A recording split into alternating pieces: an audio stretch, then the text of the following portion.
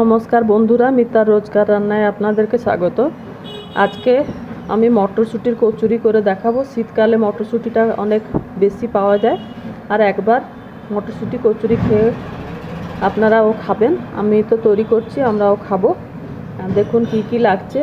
এইটা মটরশুঁটিটা, কাঁচা মটরশুঁটিটাকে 1 চামচ তেল দিয়ে একটু নেড়ে নিয়েছি। খুব ভাজা হবে না, কিন্তু একটু নেড়ে নিয়ে এটাকে যদি আমরা গ্রাইন্ড করি 2-3 দিন পরেও ও পুরটাকে রেখেও আপনারা করতে পারবেন, কিছু খারাপ হবে না।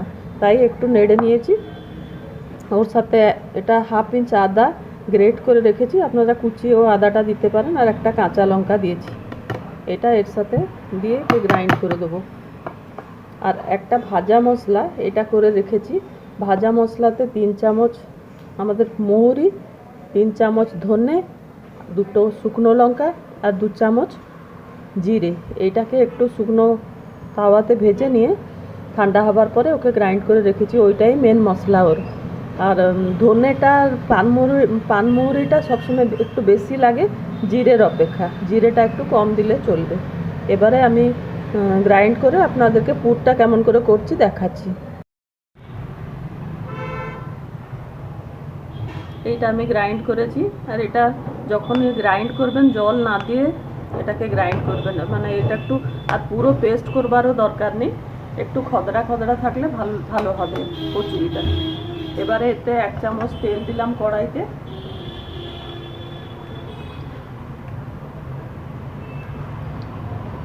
অল্প একটু হিং দিচ্ছি এতে।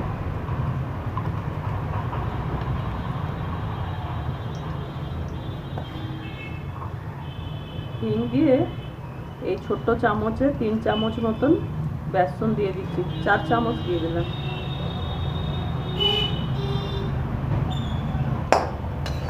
এটা একটু গ্যাসটাকে সিম করে দিয়ে এটাকে ভালো করে একটু আমাদেরকে ভেজে নিতে হবে, ভালো সুগন্ধ হবার পর্যন্ত।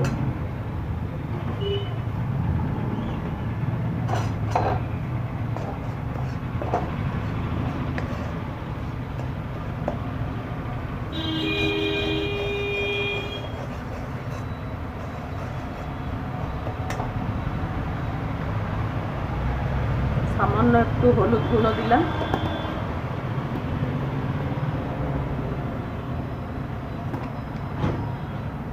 কাশ্মীরি লঙ্কা গুঁড়ো একটু দিলাম। এইটাকে দিয়ে একটু ভালো করে ভেজে নিতে হবে। আর লঙ্কাটা আপনারা নিজেদের পছন্দের মতন দেবে, কেননা আমি একটা কাঁচা লঙ্কা গ্রাইন্ড করেছি, কিন্তু মশলা যে গুঁড়ো মশলাটা ভাজা মশলা করলাম ওতে 2টো শুকনো লঙ্কাও দিয়েছিলাম। তো আপনারা যদি বেশি লঙ্কা খান, ঝাল বেশি থাকলে আর একটু লঙ্কা আপনারা দিতে পারেন।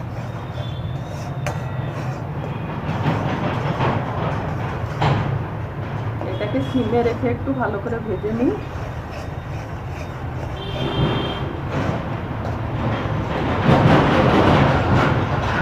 ভাজার গন্ধটা দিয়ে আসলো, আর কাঁচার গন্ধ হচ্ছে না বেসনে।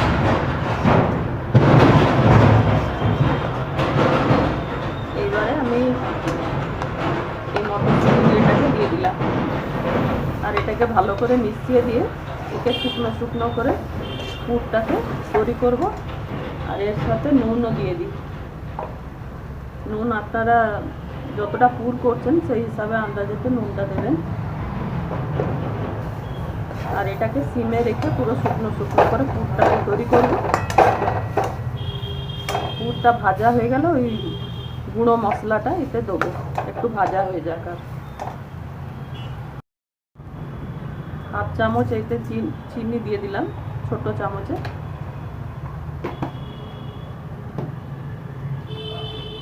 গ্যাসটা কিন্তু সিমে রেখেছি এখানে। আর ওই ভাজা মশলা থেকে 2 চামচ এর উপরে দিয়ে একে ভালো করে আর একটু শুকনো শুকনো করে ভেজে একে রেখে দেবো।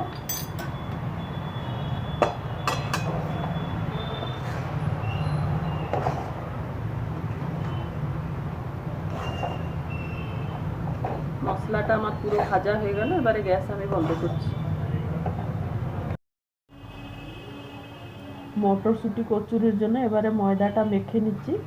এটা 1.5 কাপ মতন ময়দা দিয়ে দিয়েছি এতে, আর একটু নুন দিয়েছি, আর বড় চামচে 2 চামচ সাদা তেল দিয়েছি, আর একটু এর ওপরে একটু জোয়ান একটু হাতে ঘষে নিয়ে একটু দিয়ে দেবো, মেখে নিয়ে দেখাচ্ছি আধ ঘন্টা পরে। ময়দার এই ছোট ছোট গোলাগুলো করেছি, আর এটা মটরশুঁটিওকেও ছোট ছোট গোলা করেছি। একে ঢুকিয়ে দিলে তাড়াতাড়ি হবে বলে গোলাগুলোকে আগে করে নিচ্ছি। এইভাবে এটাকে ভর্তি করে হাতেতে এটাকে ভালো করে চেপে, এইভাবে চেপে দিলে পুরটা পুরো সব দিকে চলে যাবে। অমনি এই সবগুলোকে গড়ে নিয়ে তারপরে ছাঁকবার সময় দেখাবো। একটু ঘি এতে লাগিয়ে দিয়ে, বেলন চাকিতে একটু ঘি লাগিয়ে দিয়ে হালকা হাতেতে একটু বেলবেন, না তো পুরটা বেরিয়ে পড়বে। তেলটা পুরো গরম হয়ে গেছে, একটা একটা করে এবারে একে ছেঁকে নিতে হবে।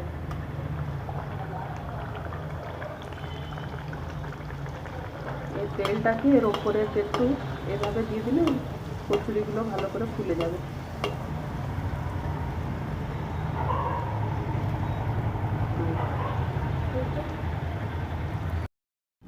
আমার মটরশুঁটি কচুরিটা খাবার জন্য রেডি হয়ে গেছে।